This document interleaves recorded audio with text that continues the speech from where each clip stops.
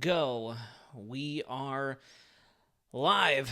Welcome everybody. Welcome back to the Weather Center. It is Weather Center Live. We are back to our post-tropics / topics. Post-tropics topics. We're off to a great start already. Post-tropics topics and our tropic talk.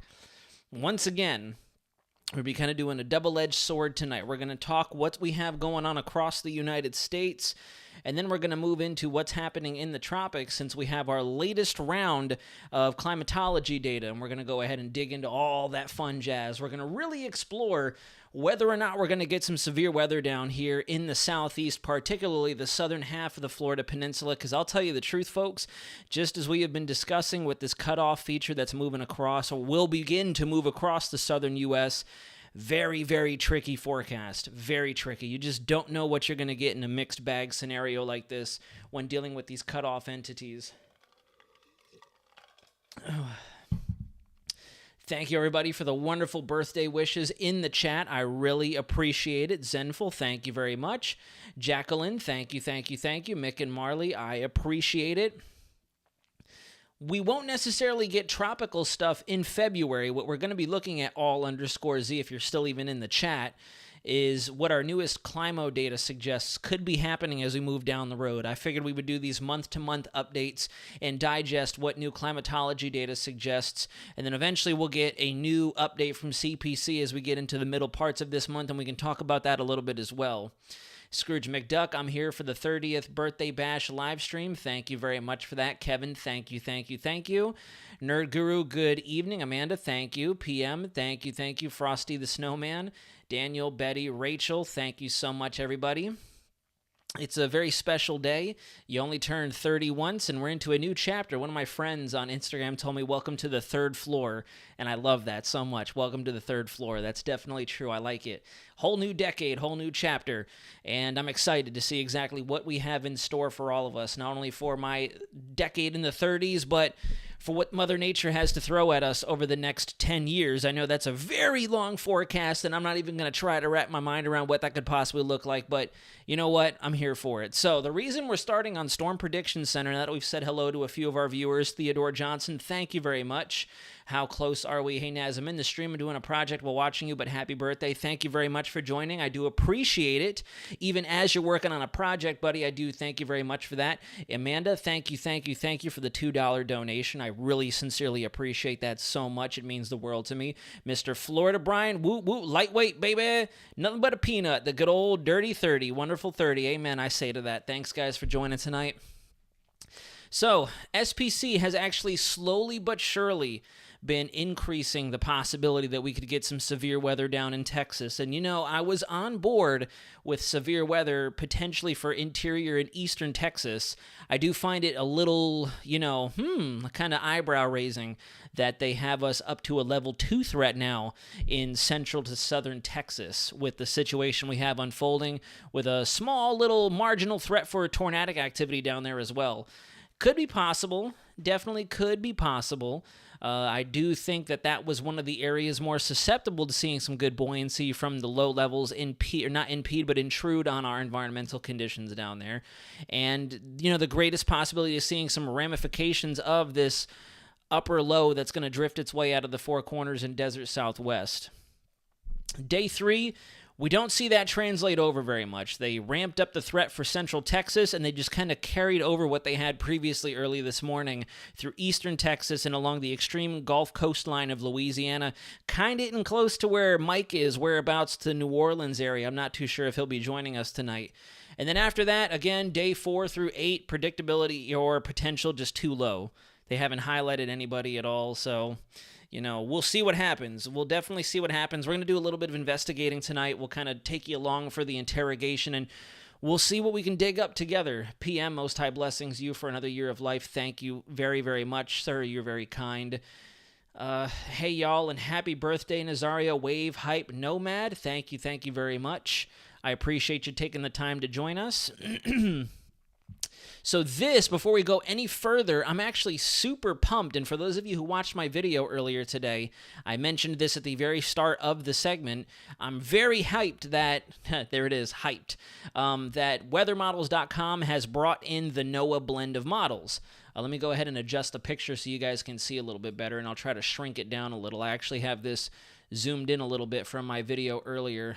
There we go. Now we have a nice, wonderful perspective of the lower 48. You don't have all the rigmarole on the sides of it, like the toolbars and whatnot either. So this is the NOAA or / National Weather Service blend of models. It's essentially another ensemble tool that I like to use, and truthfully, I only ever got to use it on Pivotal Weather, and I discontinued my Pivotal Weather subscription. I'm not going to lie to you guys. And I went back to Weather Models because they just have a nice combination of my CONUS models, my North America models, and then across the tropics we have our probabilities. We have all of our different tools to track our tropical cyclones in the future. So I came back to this site, and I'm super pumped that we have the NOAA blend of models on here now to look at snow and rainfall throughout the rest of winter into the spring and then eventually into tropical season. Sam Mastapasta, thank you very much. Marginal risk is likely for Central Florida. Wind is the biggest threat. I do agree. 12 Zulu GFS as well as the 12Z Canadian model looked very sporty today. Very sporty. And I did see some kind of hype-ish tweets out there on the X earlier today with someone mentioning that models are thinking hurricane force winds for Florida. And it's like, whoa, okay. We're getting out there a little bit. And it got all the way up to the point where I saw some big-name meteorologists even saying tornado threat for Florida. And I'm sitting there messaging a couple buddies on whatchamacallit. I'm sitting there using Instagram, messaging a couple of my Storm Chase buddies. You know, did we miss something? Is there something that we're not seeing that other people are seeing as we interrogate this setup? And across the board, all of us, our general thinking is we're not missing anything. I just don't know where this tornado threat is coming from that people are talking about. I really don't see it. I'm trying my best to wrap my mind around it because it does definitely make me question whether or not I'm missing something when I have degreed, if not doctored, meteorologists saying tornado threat for Florida. I'm kind of like, oh, what's going on out here? But yeah. Farm Girl, thank you very much. Just use Pivotal for free. Don't pay for Euro and blend of models. No, I agree. How close are we? That's why I canceled it and came back to this website. I swear by Weather Models. Gave WeatherBell a try. I wasn't really that impressed for the price that they were giving us. Wave Hype Nomad 0202. This winter storm is looking menacing. I'm not sure if you're doing a play on folks who have been hyping this storm. I've been how close are we? And I have been going back and forth on Instagram about a few different channels doing the same thing like every single day. Just got worse. Took it up another level, but we're not going to get into that right now. So this is our high-res FV3. We're finally starting to come into the window of seeing some high-res data, at least for the southern plains. And as you take this through time, you can see where our upper low begins to cut off and try to reemerge over parts of the southern and central plains. And it actually almost looks like we could get some significant activity as far north as Oklahoma and Kansas. And they've been kind of out of the loop of discussion for a while now. It really doesn't seem like no one's talking about the possibility of getting some discrete severe thunderstorms, or maybe even just some moderate level thunderstorms as far north as even into Nebraska. It looks like on this preliminary model run, we could see some organized cells try to sneak their way up there towards where Offutt Air Force Base is, the first weather group for the Air Force. And you could see as that system continues to transition through, we don't really have that definitive squall line. It looks like it tries to set up along the leading edge of where the warm-ish air is coming out of the Gulf, but a lot of it remains just off the shore, off in the Gulf of Mexico, which makes 100% sense. As I mentioned in my video earlier today, water is an excellent insulator of heat, and it does not dissipate or acquire heat as fast as the land masses do. So during the daytime, during the nighttime, it really doesn't make much of a difference. We will see these thunderstorms self-sustain themselves. It's over the land where you could already see as we go overnight. This is after sunset. Saturday night going into Sunday morning. This is Saturday, 7 p.m. Eastern Standard Time. You can see 1900 up here. Oh, no, you can't see it on your screen. But this is at 7 o'clock at the very end of the loop. And you can see a lot of the showers over actual CONUS, Arkansas, Louisiana, Mississippi. It's just rain. And in fact, it's light to moderate rainfall, if not showers. Doesn't really seem like we're going to have a whole lot of it. We can go over to the NAM here in a moment and take a look at it, but what I also have pulled up here is our ensembles from the GFS, our 30 different members, or I should say our 31 members, to look at what the ensembles are thinking in terms of our overall cape. And you can see the control member of the GFS is really not thinking too much. Might be a little difficult for you guys to see up there. I can try to zoom in on it, but you know, as of Sunday afternoon, when the worst is likely to be moving into the western coast of Florida, the GFS control member, the most likely outcome, just doesn't seem like it has a tremendous amount of cape with it, maybe getting up to 500 joules per kilogram. The southern half of the state definitely does seem to be under an average of about 700 to 900, if not trying to sneak into that 1,000 joules per kilogram threshold. You could see some of these ensemble members do think that the southern half, closer to Fort Myers, Lake Okeechobee, Port St. Lucie, and further to the south from thereafter, do have a chance of seeing some of our greater instability come in. So it's going to be very, very spotty at best. Very spotty. Here's the NSSL model. The NSSL model is right on track with what the FV3 is thinking, with a little less in terms of overall significant storm coverage. A lot of this looks to be meshed together, blurred together really well into more just heavier pockets of rain.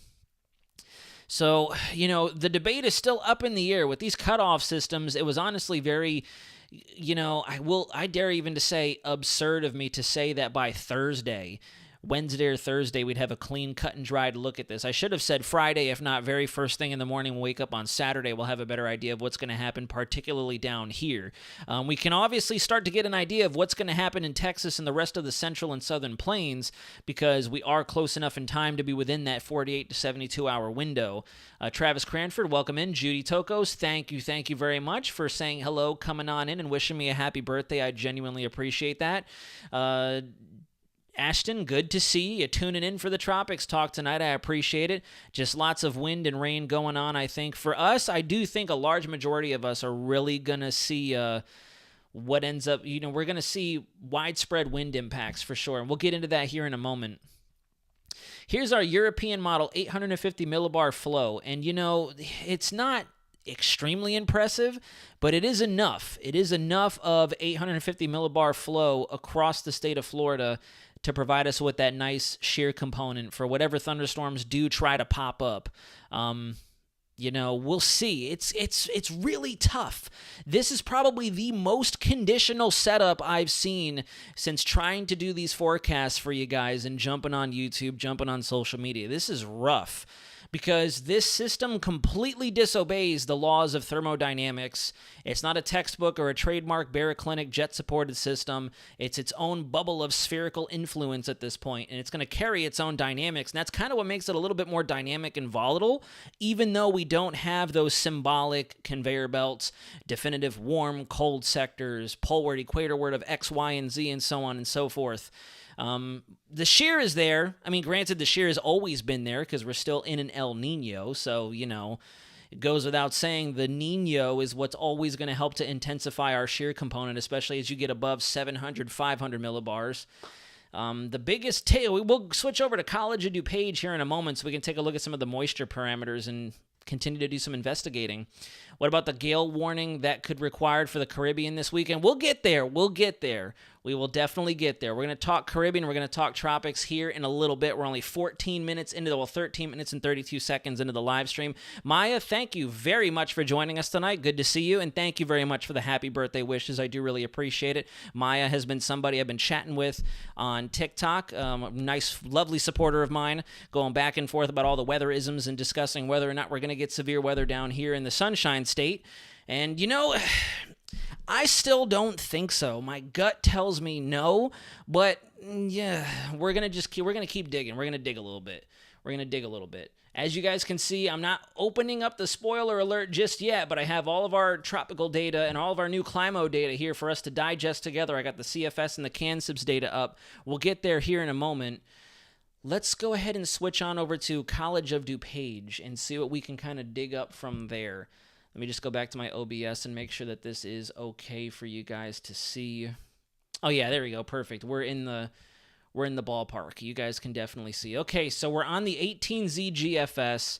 We're going to go back to the 12Z GFS. I trust hot model runs a little bit more than I do continuity runs.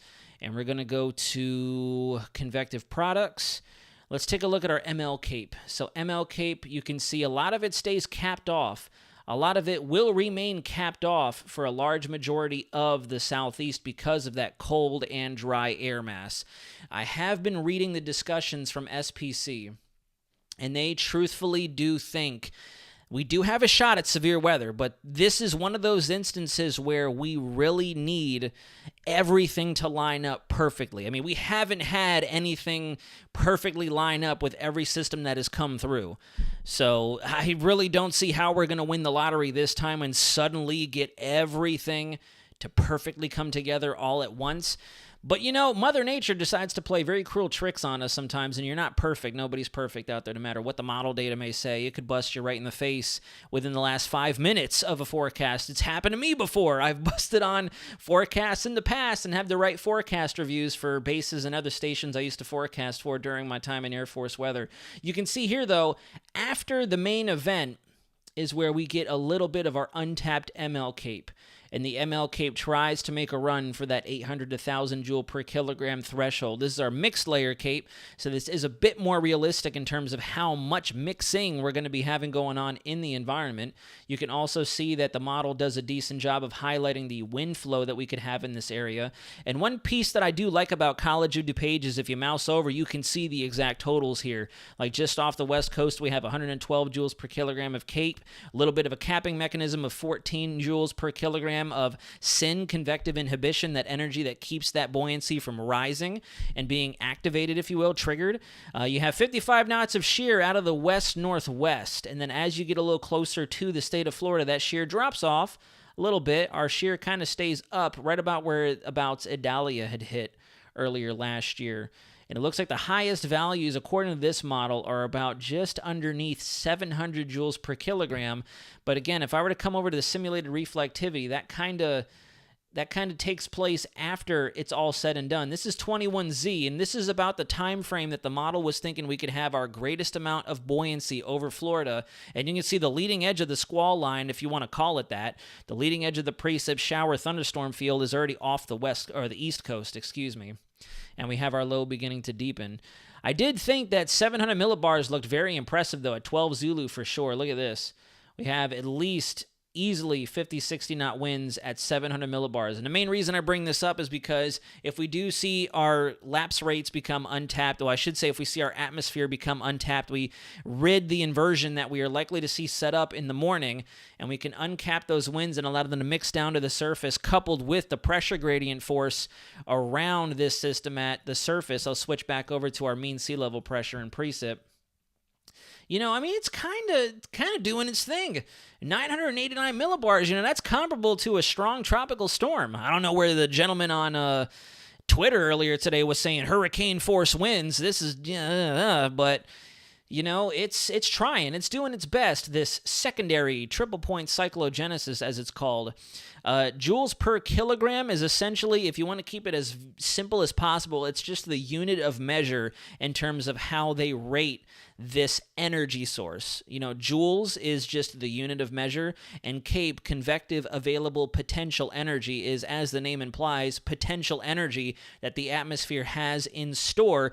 Kind of go back to, you know, your physics class in high school or college or wherever. You have potential energy, which is that stored energy that's waiting to be, unleashed, and then you have the kinetic energy. So one could say that if you're looking at it from a physics standpoint, CAPE is essentially what the models are thinking, or what your analysis data is telling you, is the potential energy of that kinetic motion of these air parcels, or the atoms or the molecules, or whatever you want to call them, to, you know, keep it simple for you guys, rising in the air. And the more of that potential energy you have, once you get a nice trigger To uncap it, as we've been mentioning, that's when it turns into that very robust kinetic energy, and you get those very rapidly upward accelerating updrafts. I know that sounds very sciencey, but that's the best way I could explain it. Kind of in the name, convective available potential, whereas it only becomes potentiated, or it only starts to move and become kinetic energy after we have like a shortwave trough, warm air advection, moist air advection, a little bit of mid-level dry air advection to come through and destabilize the atmosphere. That's your trigger. So CAPE by itself is not bad. Let's say, for instance, we have, in this kind of setup, we have 5,000 joules per kilogram, F5 tornadoes left and right. The CAPE is there, the shear is there, but if we don't have that trigger, nothing's going to happen. It's just going to be a very hot and steamy day for a lot of us, and we're just going to be kind of boiling, to say the least. Yeah, I don't know where we're seeing widespread tornado outbreak. I think a lot of folks are just kind of glancing at this thing and not really taking the time to digest what it really is. And you know what? For the sake of it, since we do have a little more people watching tonight, we'll go back in time, and I'm going to do the best I can to explain what's really happening here and why I've been so against seeing any kind of severe weather activity happening. So one thing's for certain that's been kind of peeving my inner synoptic analyst, and I know if my mentor, Mr. Castle, was in the chat tonight, he would agree with me. For sure, I'm very confident in that. There's been a lot of folks on YouTube I've been noticing saying, we got the Rex block over the This is not a Rex block, first of all. You already lost me. That's not a Rex block. This here is an Omega block. There's two different types, and I can show you in my career development guides from my training in Air Force weather.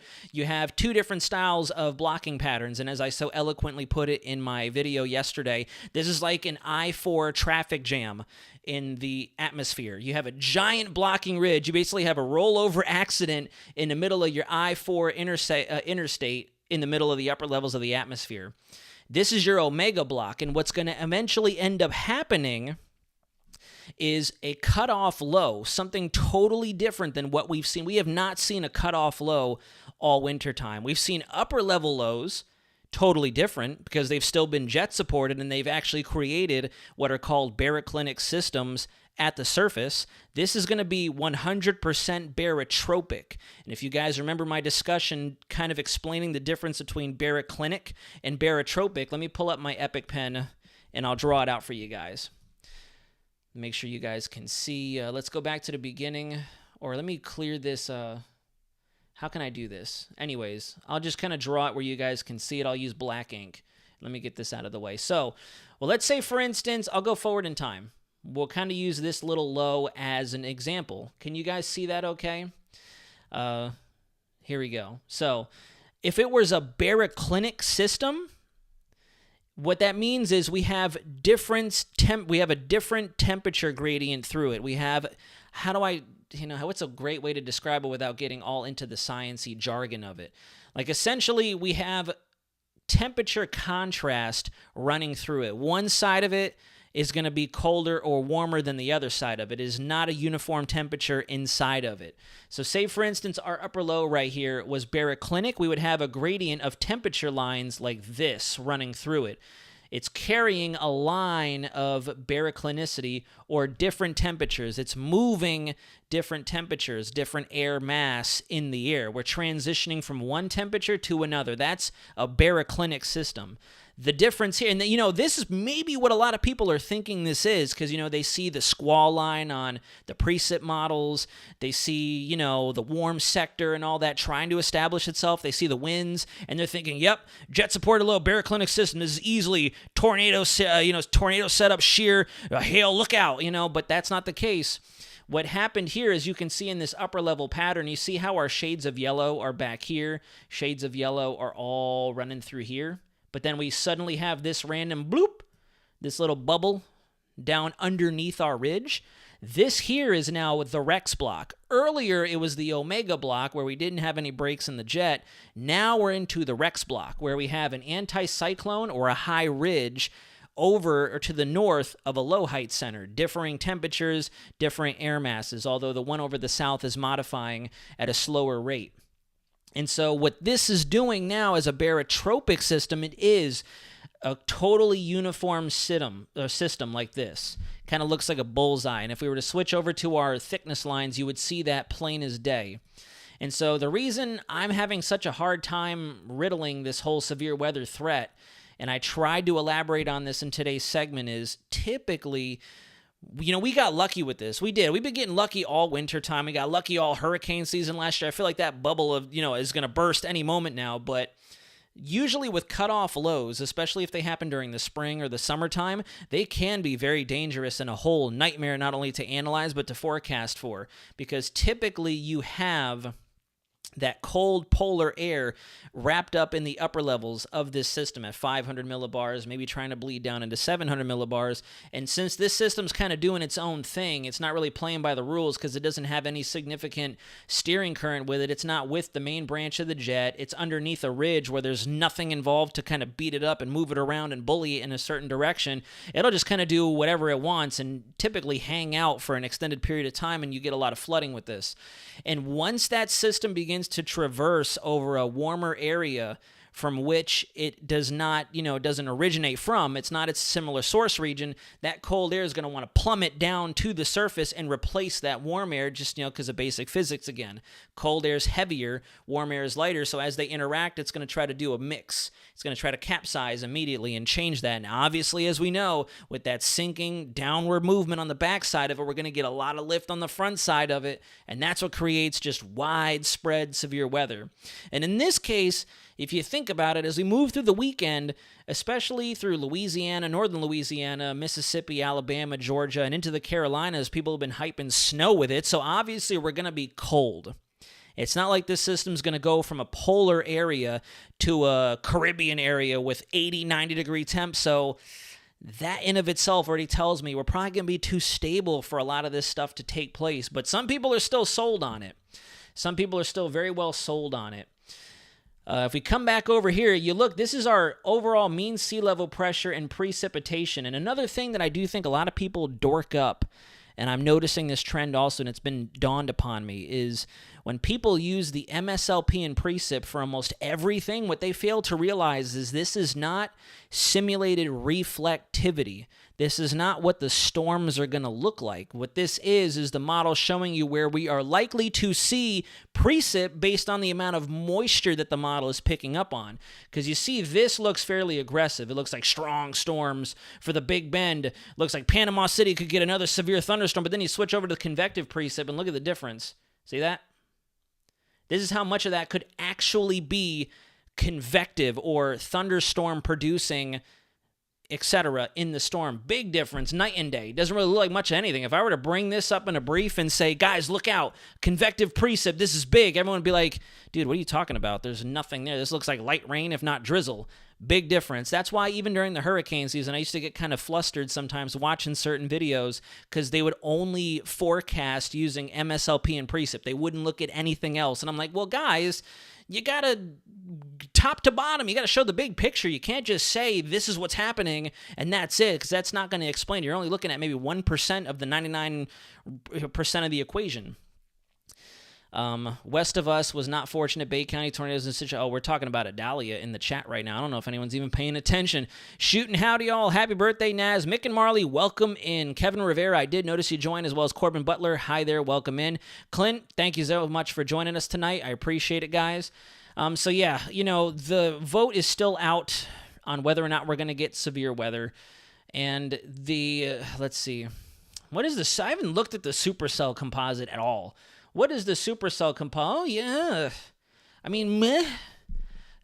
That's definitely not nearly as impressive as what we've seen with other storms that were meant to drop tornadoes in Florida. So, I mean, that's kind of what I give that for sure. Let's see. What else can we look at? Lid strength. Yeah, so it does look like we're going to lose our cap. It looks like the majority of Florida is going to end up uncapped.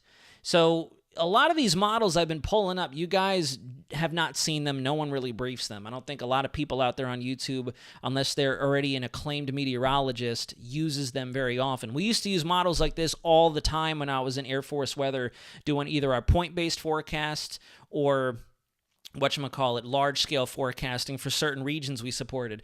And in this case, the key takeaway here, lid strength index, what this is showing is where we could potentially see our lift initiate, where we could see that lid, that cap that's preventing our cape, as I mentioned previously, from becoming kinetic energy.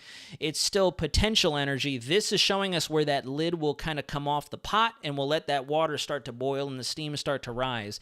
And as you can see, overall, it does look like we're going to get a little bit. Even then, that little bit of warm air advection doesn't seem like it's going to do very much for us. Looks like we could start to get into those lifted indexes that are somewhat favorable to get these systems going, but nothing very impressive. And you can see right as soon as we get on the back side of this, we're going to have some of that cooler air try to sneak its way back into Florida and cap us off again, put the lid back on the pot. So, I don't know. The helicity, what does the helicity look like? Helicity, I mean, it looks okay because of the winds, obviously, but what does the EHI look like? A combination of all this stuff. Yeah, see, EHI does not look very impressive at all. I would not blast this out as a tornado outbreak. And the EHI, once again, doesn't even line up with where we're seeing most of our actual cape pop up. This is showing it for northern and western Florida for sure, our energy helicity index. What does 18Z show us? Does 18Z make a little more sense? 18Z backs off on it even more so. So I don't know. I mean, we're definitely going to get rain, Mick and Marley, that's for sure. We're going to get a lot of wind. That's another guarantee, but the verdict is still up in the air. The verdict is still up in the air. And, we're going to stop obsessing over it. We'll wait until tomorrow and Saturday, maybe on Saturday morning sometime for those of you guys who are available. Drop a 1 in the chat if you guys are available for maybe an early Saturday morning live stream. Not early, obviously, because I know all of us are trying to sleep in. For those of us who don't work on Saturday, I know, Lord willing, I am, even though sleeping in for me is like 7:30. I'm thinking maybe like a after breakfast brunch-ish live stream to see exactly what's going to go down and what has been going down over the South. Maybe do a brief live stream on Saturday. Since I won't be available tomorrow night, we'll all be out and about doing birthday shenanigans. But all right, while you guys are doing that in the chat, here we go. This is what everyone's been waiting for. Let me go ahead and zoom the perspective out a little bit because Tropical Tidbits has a bit of a different website gradient. There we go. So you guys can see all of it. We are officially looking at our climo data for the tropics. I'll go ahead and do a little brief intro. Welcome to the Weather Center, guys. We're doing our evening tropics talk. I got it right this time. Our 8 p.m. tropics talk. We're going to take a look at exactly what our CFS looks like for the beginning of February, and then we'll roll into our CANSIPS data. So this is our 6Z February 1st CFS data, climate forecasting system. We're going to start off with our SST anomalies and see exactly what everything looks like as we go through the hurricane season. So very hot, as we know. April, May, June, that's not good. July, that's definitely not good. August, I've noticed our climo models want to try to cool us off just a little bit, and there's October. But what is very concerning is this is July, this is August. And, I've been seeing some folks, let me get rid of this so I can see the chat. But I've been seeing some folks kind of doing already very early preliminary forecasts for the tropics. So I got to slow down, guys. I'm like losing my breath for some reason. I'm not boxing as much. I'm getting fat. So a lot of folks are out there just doing their preliminary tropical forecasts, and everybody is kind of saying bad, real bad, bad, could be bad, still bad, and it's like, well, that doesn't really help us. That doesn't help us at all, because obviously everything in the tropics is a hot spot. And based off of the research that I've been doing over the last few months now, I've been spending so much time taking so many notes, reading so many papers. It's what kills me at the end of the day. I'm so tired, truthfully, because my brain power is just going everywhere. Like, shoot, I don't know how sometimes people can do this and do the live streams for 3, 5, 6 hours straight, do the YouTube updates twice a day. They must be like full-time YouTube, and they don't have to worry about anything else. I'm getting pulled in all sorts of directions. So anyways, I'm trying my best to do as much research for everybody as possible. And I do think based on what our Enzo index is looking like for moving into a weak cool neutral to a weak La Nina, I do think the areas we're going to have to watch the closest. And this is my preliminary forecast. We need to watch right in through here. Climatologically speaking, and all the research that I've kind of sifted through and note-taked or have taken notes, like I'm losing my vocabulary at this point, mention that this is usually our hotspot, our favorable area for tropical cyclone initiation or development during neutral to not cool neutral weak La Nina setups, for sure. So this is the area I think we're going to have to watch very closely. Where did I put my epic pen? I got to move it back over here. I'm just going to move it right here. This, if I had to draw it with a purple shading, I think this is our level 2 area. Right in through here for sure. Level 2 area. And I want to put just a little bit of emphasis on this general region as well. Maybe not so much there, but, oh, I didn't mean to do that. Did not mean to do that. There we go. You know, the Gulf of Mexico remains to be seen. The Gulf of Mexico is an anomaly in of itself. But I think if I had to be SPC about it, I would say level 3 here, and then this would be our level 2 area. This is where we really need to watch for our tropical cyclone development. And what I mean by that is obviously anywhere is an open field when you go into a more favorable atmospheric setup. Obviously, we're going to have our wave train coming off of the African coast here, but this area I do believe is going to become a lot more susceptible to tropical development, unlike what we saw last year. That's why that is my number 3 or my highest rated spot, because that is where we saw a lot of our storms dissipate and fall apart last hurricane season. And because of the warmer waters, especially as you get into the Caribbean, as those waves, if they don't develop in the western half of the MDR, they're definitely going to blow up to the south of our to the south of our leeward islands, Puerto Rico and Dominican Republic, and then skirt right up in. And that's going to be a very dangerous scenario because without that El Nino wind shear, these things are going to blow up, and they're going to blow up quick. And that is going to be my biggest complaint, and I will get feverishly upset when it comes time, because I know it's gonna happen. It's not an if this year. It's going to happen. I'm gonna be live. I'm gonna be making updates alongside everybody else, and there's gonna be instances where I know for certain, I just know it, without even looking at our latest climate data. There's gonna be at least 1 or 2 instances, not here in Florida specifically, but just somewhere where I'm gonna have to look into the camera and tell you guys, you need to get out, and you need to get out fast. You do not want to ride this storm out. I can feel it in my bones. And so far, my gut has definitely been right so far up to this point. So far, we'll see. But there you have it. CFS is thinking we're going to have a very, very warm area to watch out for all through here. And if you guys remember, it was only this general area that really popped out a large majority of our good old hype/fish storms that did this for at least 80% of the hurricane season. We had a couple close calls right there, and then we had good old I-diddly-doo-dah for the Big Bend of Florida. We had Harold randomly and then Ophelia randomly, and both of these systems were dead sticks. I saw all the videos in the world mentioning, look out, life-threatening, and then no one said anything after that, period. And I thought that was very weird. It's like, so did your forecast verify? Did anything come of that? Like, what's going on, guys? Sharon Jackson, welcome. Thank you very much for sure. Let's take a look at the precip now, the precip anomaly. Monthly total precip. So, yep, that's definitely doom and gloom for sure. Gulf of Mexico, very moist. Caribbean, even more moist. Very potentially active MDR with very little fish storms. What this tells me is if whatever system gets going and doesn't do this, it's going straight in like a bowling ball. And I've been using that terminology for a while. But that's exactly what the case is, and this has me very concerned for our Gulf coastline and the western coast of Florida. I've been having a lot of people asking me, should West Coast Florida worry this year? I mean, you should technically not worry, but you should watch every year.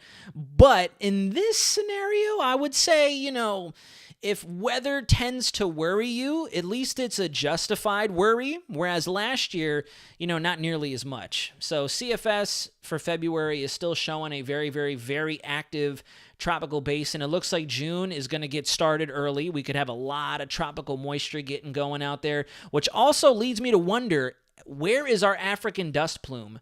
It looks like the African dust plume, according to the climo data, and obviously this is an extremely, extremely rough forecast or preliminary theory, I'll call it. It's just a theory. It looks like the model is thinking our Saharan dust is predominantly going to stay up over the Cabo Verdes and to the north. It's really not going to stop a lot of this moisture and tropical energy from making its way through. And, obviously we can't tell development on this chart, but it just goes to show that we're going to have precip anomalies well above the norm for what we typically see for certain times of the summer.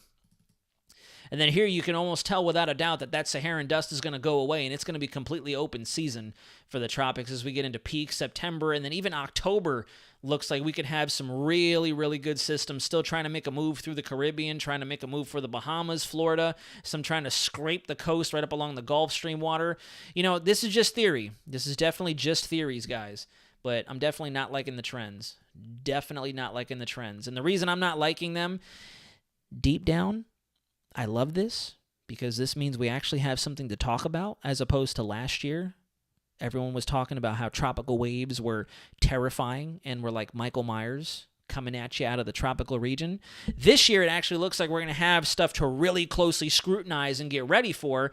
So the extreme weatherman in me is kind of excited. That does look concerning for the general population, especially for my Caribbean folks out there, where a large base of my viewers come from. Let's take a look at the oscillation. What is the CFS thinking in terms of our sea surface temps? Well, there you go. There's October. That's definitely a bold-faced La Nina staring right at you. Let's go back in time. So the CFS is definitely thinking that El Nino is really going to cave in on itself by April. So April is going to be very pivotal. April, not talking about you, April, but welcome in, April. I do see you there.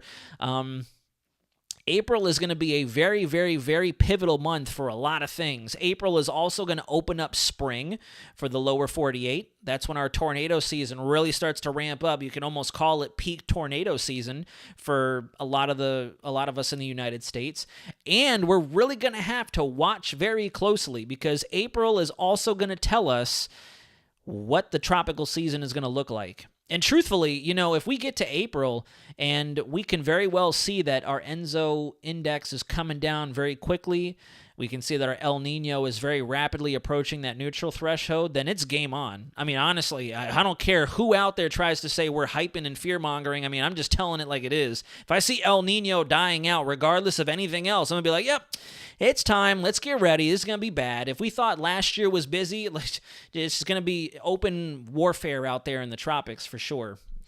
All right, here we go. The heavy hitter. Let's get over to our CAN-SIPs now. So the CAN-SIPs model refreshes only one time a month, and that's kind of why I like to do these month-to-month updates to digest everything. CFS updates daily, but I like to hit it at the beginning of the month too because it's kind of like a hot model run like our 0 and 12 Zulu models on on like the GFS, Euro, etc. But the CAN-SIPs is a month-to-month model.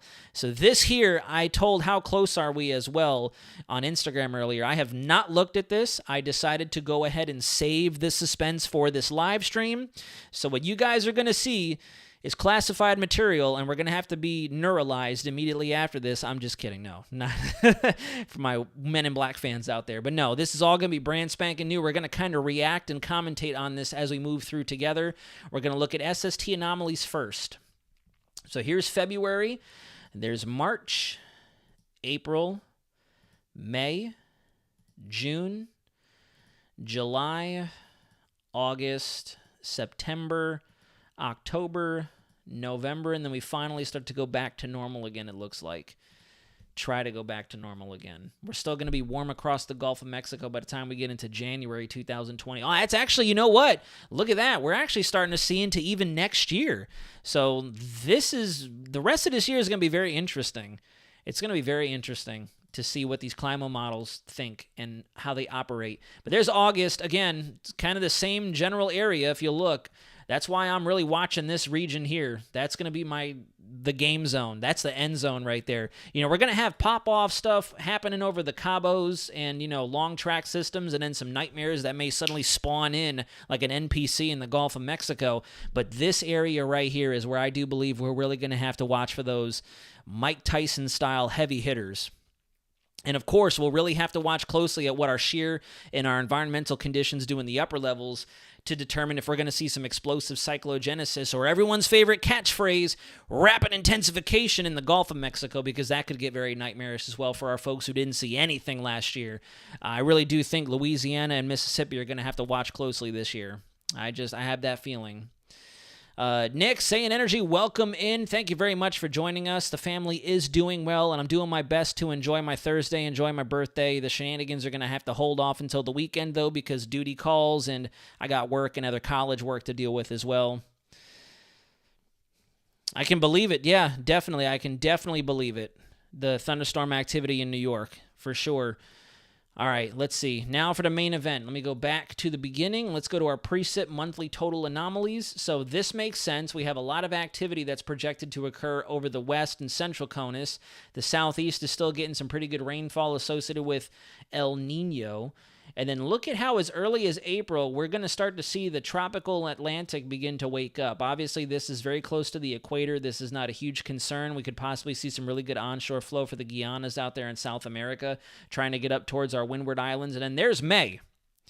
This right here is exactly why I'm going to start doing my tropical updates in May. I really don't care if anyone looks at me weird and says, why are you doing it? The hurricane season doesn't start until June 1st. And it's like, well, hold your horses, calm down. What we need to do is stop putting hurricane season and every other season into a bottle. We really need to. We as human beings have put the calendar dates on these different seasons just to once again put a label on things. That's it. But all that's happening here, if you guys look, notice how we have all this moisture here with our El Nino for the winter time, and there's nothing in the tropics. If I very fast-paced click through this, you see that? I'm doing this very fast, and I promise I'm not playing around. I'm just trying to get you guys to understand where I'm coming from here. The reason that we characterize hurricane season from June through November is because based on what we as humans have interpreted and studied and analyzed and experienced over X amount of years, decades, centuries, that's typically when we do start to see a consistent rise in these tropical features. But as we get closer and closer to summertime, these summertime warm core features start to appear. There is no specific time frame. It's not like hurricanes out there are just going to be like, okay, it's June, guys. Let's go. Let's hit the battlefield. That's not what happens. We just characterize hurricane season between June and November because based on climatology, that is when we start to see the opposite of our cold baroclinic frontal systems begin to come out of the south, out of the tropics. That's why they're called tropical systems. I know it sounds weird to some people who like to really focus on, oh, that's a hurricane. It doesn't, but in layman's terms, and this is going to probably freak some people out, and I might lose some subscribers for this, but in reality, tropical systems are no different than these frontal systems. They're just a storm that's associated with summer. The wintertime systems, the winter storms with snow during the winter storms, you could almost make a case that we have the winter hurricane season, a la the frontal systems and the winter storms, and they tend to dissipate as we switch seasons, goes all the way out to the axes of the earth, rotating from winter into a summertime focus, and that's why instead of seeing them coming down out of the north with the cold, they start coming out of the south with the heat. It's the only difference. So as early as May, looking at what our CANSIPS model is thinking, look at how we already have an open tropical Atlantic, and we start to see those tropical systems and that energy begin to surge up as early as May. So we'll definitely have to see what happens. With a lot of the seasons that people are comparing to this potential season in 2024, the other seasons that everyone keeps bringing up and pulling up out of history are all synonymous with getting, at the very minimum, one named storm during May. Every single one of them. 2005, 2007, 2018, 2020, they all had, at the very minimum, one named storm in the month of May. So if we're thinking this could be comparable to any of those aforementioned seasons, then we should probably have our eyes open as early as May so we don't get caught with our pants down. We had Arlene, very beginning of June, became a named system on exactly June 1st. So, low-key, the hurricane season kind of was like Hold. Hold. All right, now go. Named storm, but El Nino ripped her a new one, so we didn't really get a whole lot out of her. It just suddenly spawned in off the west coast of Florida and then was ripped apart by our El Nino jet. And then there goes June. June already looks like we're going to have a full-on active MDR all the way up into the Gulf and the Caribbean. July, again, batten down the hatches. And then August does not look good. Gulf of Mexico, Caribbean, Bahamas, everybody needs to really be watching closely. September looks like much of the same. We do start to get a little bit of drying out there, it looks like, maybe.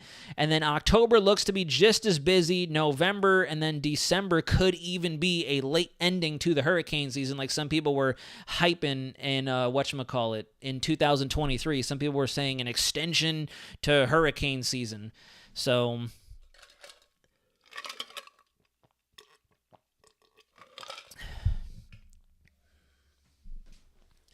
Arlene was the 1st of June p.m. And I can verify because I actually had it in my Instagram story earlier today when my birthday popped up on Instagram. It was showing a whole highlight of different stories I had from last February to this February. And I shared a post from Mike's weather page, Tropical Storm Arlene on June 1st. So it was already out there. It was already out there before June. Ocean currents definitely affect our weather, absolutely. Neither did 2004. Well, a lot of the key takeaway here, guys, before I get flamed for naming specific seasons, is why I like to stay away from specifics. The key takeaway here is we're going to come out of an El Nino, and the environment is already going to be favorable enough to drop a potential named storm as early as May. It's not a rarity. It's not rare. It's definitely something that could possibly happen for sure.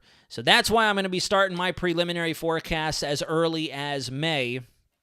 And when I say forecast, it's mainly just going to be tropical updates. We just want to watch what's going on out there. And the May time frame is when it looks like our climo models are thinking everything is going to ramp up. You look at April, nothing. We have an MDR starting to slowly spike. And then there you go, as early as May. Oh, well, yeah, no, I wasn't talking about 2005 with Arlene. I was talking about last year. But anyways, yeah, here you go. As early as May, it looks like all of our models are thinking that moisture is going to surge. And then this is also what kind of has me concerned as well, is if you look, we have a very, very dominant high pressure out there as we get into hurricane season that could potentially drive these storms very much so off to the west. If you look out over here, see this little channeling of blue right in through there? That's what's a little concerning. These systems could more or less ride the southern base of this high pressure through the Caribbean, up towards the Bahamas, and then either beat, bop, and skedaddle up the East Coast or just go straight in like some of them have done before, or some of them could try to escape into the Gulf of Mexico. And now, obviously, this here is a very rough prediction. We're not going to want to base a lot of our information or our preliminary discussions off of this model here, but I'm just looking at the general perspective and what the models are trying to whisper to us. And then last but not least, let's go ahead and come on over to the world AOI and take a look at what we're thinking in terms of our sea surface anomalies. Let me go back in time. And yeah, right out of the gate, I kind of already spoiled it, but there you have it. There's April once again. So even on the CANSIPS data, the Canadian Ensemble data, or the Canadian Climo data, April is the pivotal month. April is like the make or break. If we don't see El Nino really coming down by April, we could kind of really start to backpedal or reevaluate what it is we're thinking for hurricane season. But if we do start to see this verify, this is going to be the pivotal point of 2024. If we start to see this verify and it really starts to show the transition right up along with what these models are thinking between now and then, right and now and then we definitely know it's time to batten down the hatches and really start exploring a whole lot of what would almost seem outlandish to some regular folk out there and explore what could possibly be unfolding, because there's June. June is already a cool neutral out there. And then here we go with July, August, La Nina is definitely creeping in, and September, La Nina is going to be in full effect. And you can actually even see those cold anomalies all the way up the central and Mexican coastline, up towards Baja and the west coast of the U.S. So that is La Nina. And I actually don't believe Our last run in January had that. Okay, no, yeah, it did. Just not nearly as impressive. It had the West Coast, but it really didn't have a lot of Central America. This run in February now does have that, and it kind of drops off the anomalies just a little bit more, trying to cool down the rest of the Central Eastern Pacific.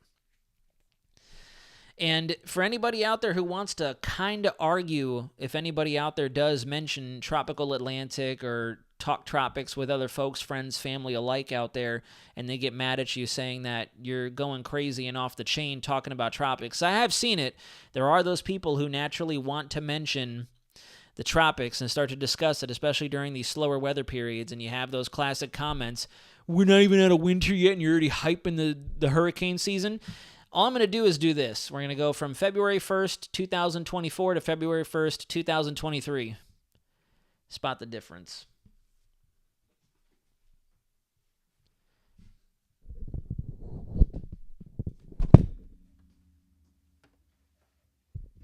Spot the difference.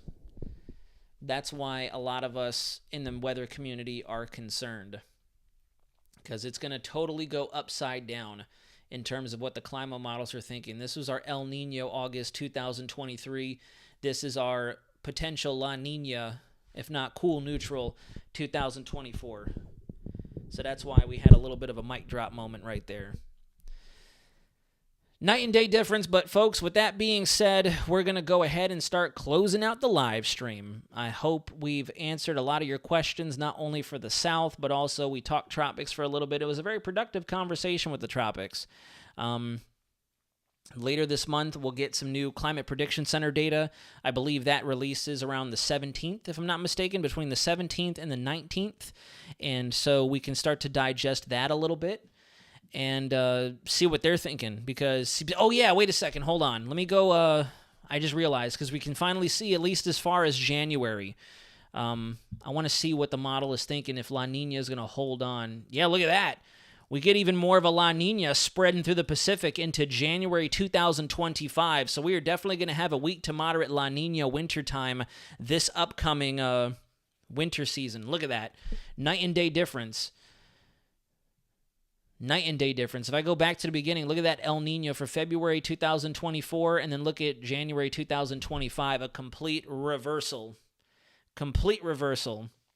So we're going to see a totally, this is one time where I will say, unlike everybody else who likes to say, the weather's getting weird out there, this is one time where I will say, huge pattern shift coming, because this is going to change everything.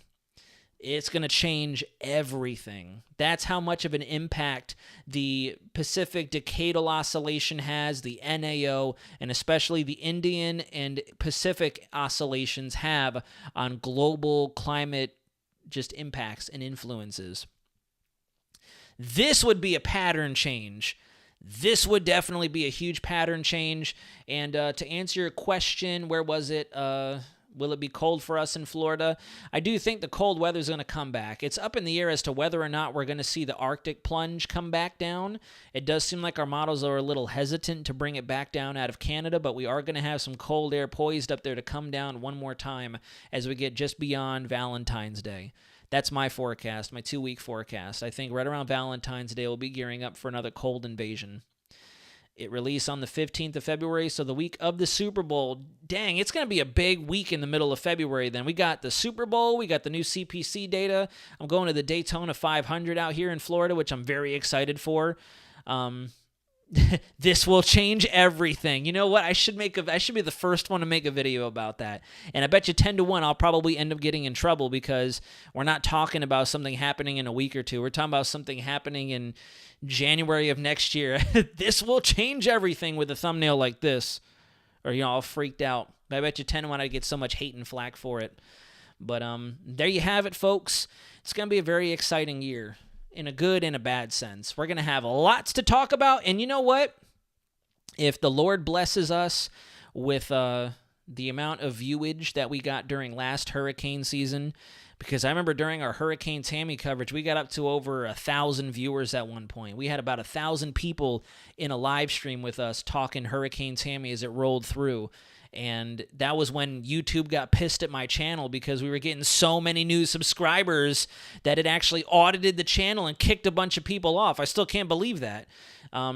So, guys, I think this is going to be a big year. It's going to be a very big year. And I think that's why it's kind of boring for some of us right now. Everyone's having fun, hyping stuff, and, just enjoying their time. Look at this snow and take a look at that inch of snow. Dangerous. Everyone's having a good time, but then Mother Nature's really going to crank up the switch. And I feel so bad for saying this because, again, I really don't want to sound arrogant or cocky or anything like that. I promise you I don't. I don't know a quarter of what a lot of these other meteorologists out there who've been doing it for decades upon decades. That's why I want to continue my education and whatnot. But at the same time, I think Mother Nature really is going to test us this year. Mother Nature is really going to test us, and it's going to really weed out, or she's really going to weed out, who is on here for the right reason and who is on here just for the clout and the fame and et cetera, and just trying to get their views. Because truthfully, does it bother me when my views are down? Absolutely. But it doesn't bother me for the fact that no one's watching my video and I'm going to pout like a 5-year-old. It bothers me because I see all this other misinformation flying around everywhere, and that means that viewers are absorbing all the stuff that just isn't correct. It's like false advertising. We've said it many times on this channel before, and that's the only reason I get discouraged, because it almost communicates to me that people don't want to hear the facts. They just want to hear, the craziness. And, it's not right. I work feverishly hard for you guys. I don't just look at models and tell you what the models are saying. I actually try to interpolate and use my genuine professional experience to explain, to teach, to mentor, and to rant sometimes, as you guys are very familiar with. And that's the only reason I get discouraged sometimes when views are down and the live streams are slow, because I know other people are watching these people who are, like Maya, if she's still in the chat, said, people are out there saying, tornado outbreak, pack up and leave. And it's like, whoa. People are going to take that serious and they're going to panic, and that's not right at all. I'd rather tone things down and slowly ramp up if necessary versus hit you with, get out of your house, duck and cover, duck, dip, dive, and dodge, and then nothing happens, because then I'm just going to look like an idiot. You're going to feel like an idiot for trusting in an idiot, and that's the cold, hard facts with weather. If you go communicating the wrong stuff, you're going to get people hurt, you're going to get people scared, and you're also going to lose your own credibility, which I'm astonished that some of these people haven't already. I don't understand how that works, but I digress for the sake of my own sanity and you guys as well.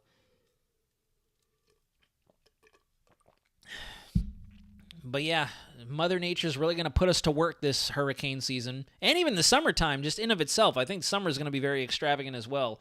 We shall see, though. It's all a holding pattern. January came and went like this.